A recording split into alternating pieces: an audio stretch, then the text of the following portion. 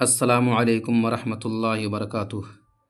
محترم ناظرین، آئیے آج ہم لوگ سید محمد محسن کی زندگی کو جو ہم لوگوں نے کیا کیا تھا، پڑھا تھا، اور ان کا ایک افسانہ ہے آپ کے نصاب میں فرار کے نام سے، اسے بھی پڑھا، اور ان دونوں کے متعلق جو سوالات ہیں وہ یہاں پر موجود ہے آپ کے سامنے اسکرین پر دیکھیں۔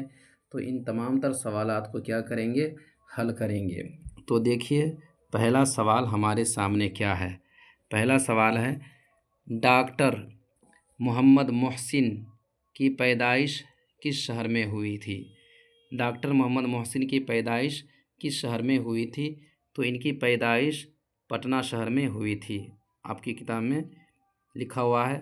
دوسرا ہے، ڈاکٹر محمد محسن کی تاریخ پیدائش بتائیے۔ ڈاکٹر محمد محسن کی تاریخ پیدائش بتائیے۔ تو ان کی تاریخ پیدائش ہے 10 جولائی 1910 عیسوی۔ 10 جولائی 1910 عیسوی ان کی تاریخ پیدائش ہے۔ تیسرا ہے، زیر نصاب افسانوں میں ڈاکٹر محمد محسن کا کون سا افسانہ ہے؟ زیر نصاب کا مطلب ہوتا ہے آپ کی کتاب میں جتنے بھی افسانہ ہیں ان میں ڈاکٹر محمد محسن کا کون سا افسانہ ہے؟ تو آپ لوگ جانتے ہیں اور پڑھا بھی ہے کہ ان کا افسانہ ہے فرار۔ افسانہ کا نام کیا ہے؟ فرار۔ تو زیر نصاب افسانوں میں ڈاکٹر محمد محسن کا افسانہ فرار ہے۔ چوتھا ہے، ڈاکٹر محمد محسن کے والد کا نام بتائیے۔ ان کے والد کا نام کیا تھا؟ تو ڈاکٹر محمد محسن کے والد کا نام ہے سید محمد رشید۔ پانچواں ہے، ڈاکٹر محمد محسن کس موضوع پر مہارت رکھتے تھے؟ کس موضوع پر مہارت رکھتے تھے؟ تو ڈاکٹر محمد محسن نفسیات پہ مہارت رکھتے تھے، اور یہ نفسیات کے کیا تھے؟ پروفیسر بھی تھے، نفسیات کے پروفیسر بھی تھے۔ آپ کی کتاب میں یہ سب باتیں لکھی ہوئی ہیں۔ آگے دیکھیں، ڈاکٹر محمد محسن کی تدریسی سرگرمیوں پر 5 جملے لکھیے۔ یعنی انہوں نے پڑھانے کی دنیا میں، لکھنے کی دنیا میں کیا کیا کارنامے انجام دیے ہیں، تو اسے 5 جملے میں لکھنا ہے، یعنی 5 لائن میں کیا کرنا ہے؟ لکھنا ہے۔ تو ان کی زندگی کو جو آپ لوگوں نے پڑھا ہے انہی میں سے کیا کرنا ہے؟ لکھنا ہے کہ انہوں نے اپنی زندگی کو پڑھائی میں گزاری ہے، اور انہوں نے بہت سارے افسانے لکھے ہیں، اور اس کے علاوہ بہت ساری کتابیں لکھی ہیں۔ ان کی کتابوں میں سے خاص خاص کتابیں ہیں، انوکھی مسکراہٹ ہے نا، نفسیاتی زاویے، زخم کے پھول، اور وہ نفسیات کے کیا تھے؟ پروفیسر تھے، نفسیات ان کا خاص موضوع تھا۔ تو یہی سب باتیں آپ لکھیں گے۔ دیکھیے دوسرا، ڈاکٹر محمد محسن کی تصنیفات کا ذکر کیجیے۔ یعنی آپ کی کتابوں میں جو ان کی تصنیفات کا ذکر ہے، کتابوں کا ذکر ہے، ان کو کیا کرنا ہے؟ لکھنا ہے۔ تو ان کی کتاب کیا ہے آپ کی کتابوں میں؟ انوکھی مسکراہٹ ہے، نفسیات زاویے ہیں، زخم کے پھول ہے۔ 3 کتاب ہے، کیا ہے؟ انوکھی مسکراہٹ، نفسیاتی زاویے اور زخم کے پھول۔ تیسرا ہے، محمود کے کردار پر 5 جملے لکھیے۔ محمود کے کردار پر 5 جملے لکھیے۔ محمود جو افسانے کے اندر آتا ہے، فرار کے اندر محمود کا کردار آتا ہے، تو محمود کے کردار پر 5 جملے لکھنا ہے۔ تو دیکھیے یہاں پہ محمود کے کردار کے متعلق یہاں پہ لکھا ہوا ہے، اسی میں سے آپ کیا کریں گے؟ 5 جملے لکھیں گے۔ کیا لکھا ہوا ہے؟ اس افسانے میں ایک نوجوان مرد، کیا نام ہے؟ محمود کا کردار سامنے آتا ہے، جو حصول تعلیم کے لیے سرگردہ رہتا ہے، اور عام نوجوانوں کے برخلاف ہاسٹل میں ایک ایسی مثالی زندگی گزارنا چاہتا ہے جو ایک اچھے طالب علم کی پہچان ہوتی ہے۔ یہ ان کی زندگی کا مختصر حصہ ہے، لیکن ساتھیوں کے اکسانے پر وہ تفریح کی طرف مائل ہو جاتا ہے، یعنی کھیل کود کی طرف مائل ہو جاتا ہے، لیکن وہ ایک نفسیاتی الجھن کا بہرحال شکار رہتا ہے۔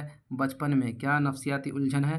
بچپن میں اپنے گھر میں ماں کی سخت مزاجی، شدت پسندی اور باپ پر بیجا حکمرانی کا منظرنامہ اسے لاشعوری طور پر عورت سے متوحش اور متنفر کر دیتا ہے۔ یعنی یہ بچپن میں دیکھتا تھا کہ اس کی ماں جو ہے اس کے باپ پر حکمرانی کرتی تھی، اور بیجا حکمرانی اور لڑائی جھگڑے اور الٹی سیدھی باتیں، تو یہ چیزیں محمود کو پسند نہیں تھی، اور اس کے دماغ میں یہ چیزیں بیٹھ گئی کہ عورت ذات عجیب ہوتی ہے کہ بیجا حکمرانی کرتی ہے اور لڑائی جھگڑوں میں لگی رہتی ہے۔ تو یہ چیز اس کے اندر کیا ہو گئی تھی؟ بیٹھ گئی تھی بچپن ہی میں، جو اب تک بیٹھی ہوئی ہے۔ یعنی ہاسٹل کی زندگی گزار رہا ہے اور نوجوان ہو چکا ہے، اس کے باوجود بھی وہ بچپن کا ماحول اور منظر کیا ہے اس کے دماغ میں بیٹھا ہوا ہے۔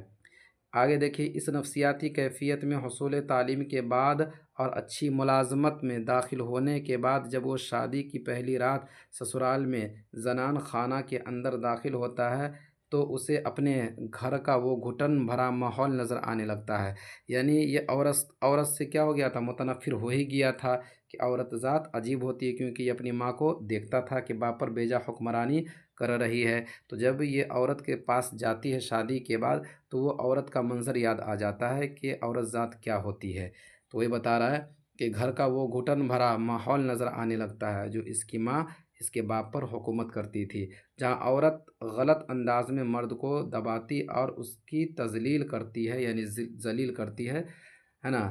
اسی کو بتا رہا ہے، اس نفسیاتی نقطے نے اسے ازدواجی فرائض سے خوف زدہ کر دیا، یعنی شادی کے بعد والی زندگی سے اسے کیا کر دیا، خوف زدہ کر دیا کہ عورتوں کے ساتھ رہنا ہے، لیکن عورت ذات جو ہوتی ہے یہ عجیب ہوتی ہے، یہ غلط طریقے سے مرد پہ حکمرانی کرتی ہے اور بیجا لڑائی جھگڑوں میں لگی رہتی ہے۔ تو یہ بتا رہا ہے اور اس کی شخصیت کو نامکمل کر دیا۔ تو یہ چیزیں، یہ باتیں اس کے ذہن میں اس طریقے سے بیٹھ جاتی ہے کہ شادی کے بعد والی زندگی میں کیا ہو جاتا ہے، ناکام ہو جاتا ہے۔ تو یہی اس افسانے میں لکھا گیا، جس کا خلاصہ ہے کہ جب انسان کے ذہن میں اور دماغ میں کوئی بات بیٹھ جاتی ہے شروع سے اور وہ نکلتی نہیں ہے تو وہ بات کی وجہ سے، اس الجھن کی وجہ سے، اس پریشانی کی وجہ سے اس کی زندگی میں رکاوٹیں آتی رہتی ہے اور وہ اپنی زندگی میں ناکام ہی رہتا ہے۔ تو یہ تھے کچھ سوالات ہمارے سامنے جو ہم لوگوں نے کیا کیا ہے، پڑھا ہے، حل کرا ہے۔ اسے سمجھنے کی کوشش کریں گے اور یاد کرنے کی کوشش کریں گے۔ السلام علیکم۔